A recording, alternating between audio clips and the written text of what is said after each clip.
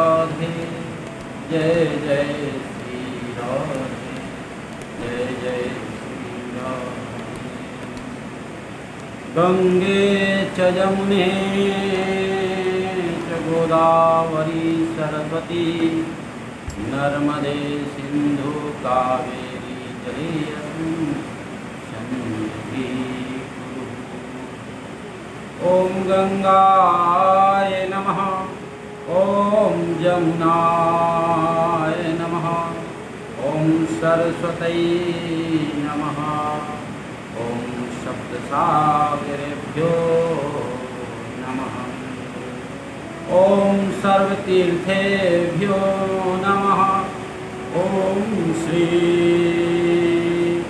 गंगा गंगा जो नर कहत है कभी गंगा मैया की। गंगा गंगा गंगा कहने मात्र से भी जीव का कल्याण हो जाता है।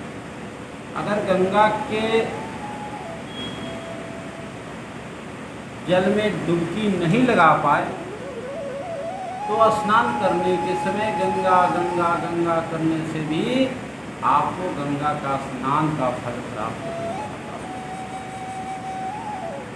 गंगा दशहरा के समय या नित्य प्रतिदिन जब आप स्नान करते हैं तो कम से कम स्नान के समय उस जल में गंगा का नाम स्मरण करते हुए अपने हाथ को हिला दे, गंगा माँ का उसमें आगमन हो जाता है और फिर आप स्नान करें। तो कहते गंगा में स्नान करने मात्र से, डुबकी लगाने मात्र से ब्रह्मा विष्णु महेश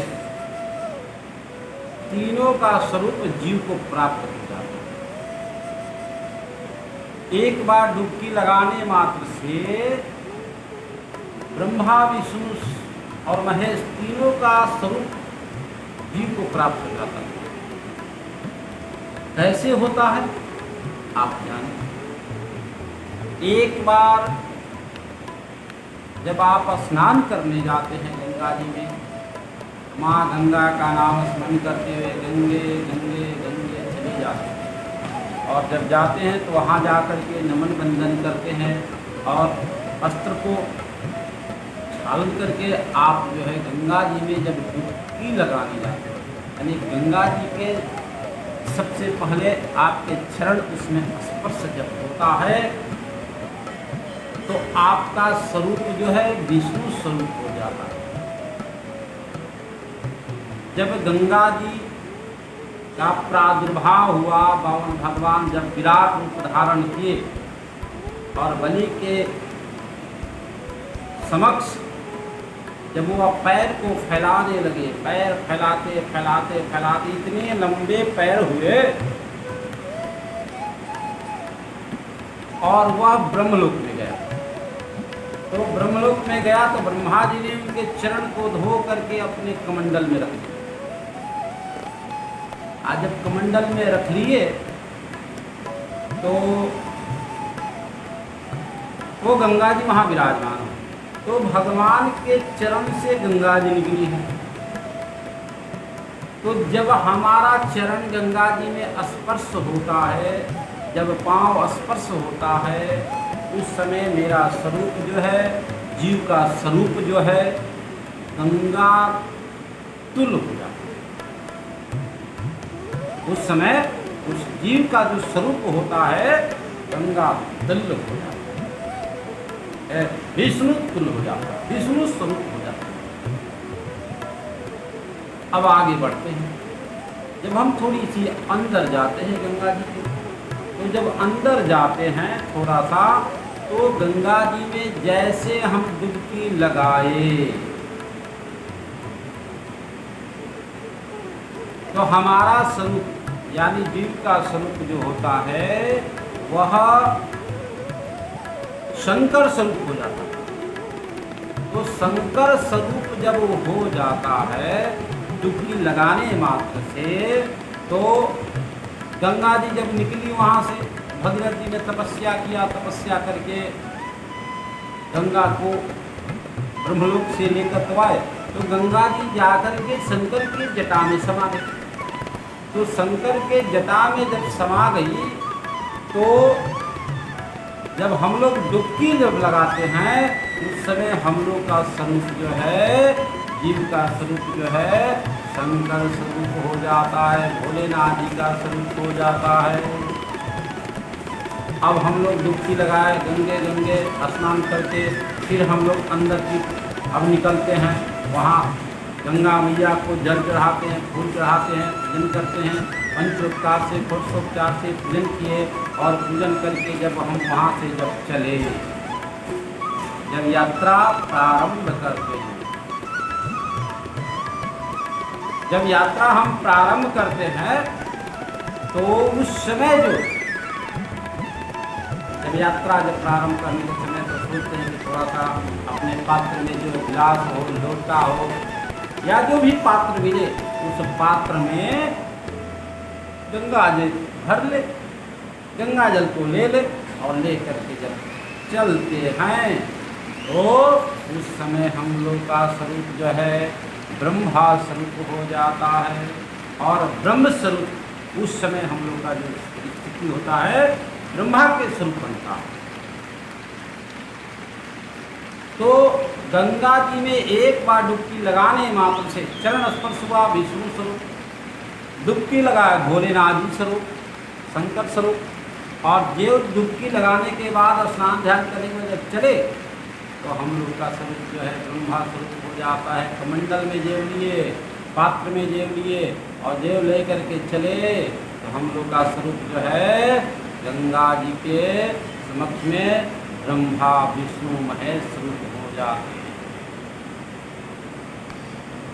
तो एक बार जो गंगा में डुबकी लगा लेता है, तो उसका स्वरूप जो है ब्रह्मा विष्णु महेश स्वरूप बन जाता है।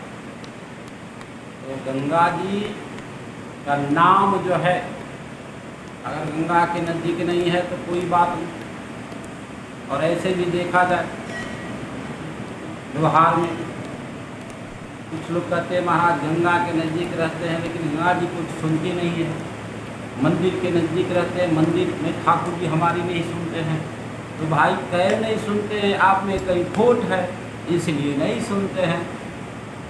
गंगा के नज़दीक में रहने के बाद हम लोग जो है गंगा के महत्व को नहीं समझ पाते हैं, इसलिए गंगा के नज़दीक रहते हुए भी हमारी मन की कामनाएं जो पूर्ण नहीं हो पाती है। लेकिन बाहर से आए हुए व्यक्ति एक बार गंगा का नाम स्मरण किया, और नाम स्मरण करके डुबकी लगाया, जो मन में कामना किया, तो गंगा मैया खींचे।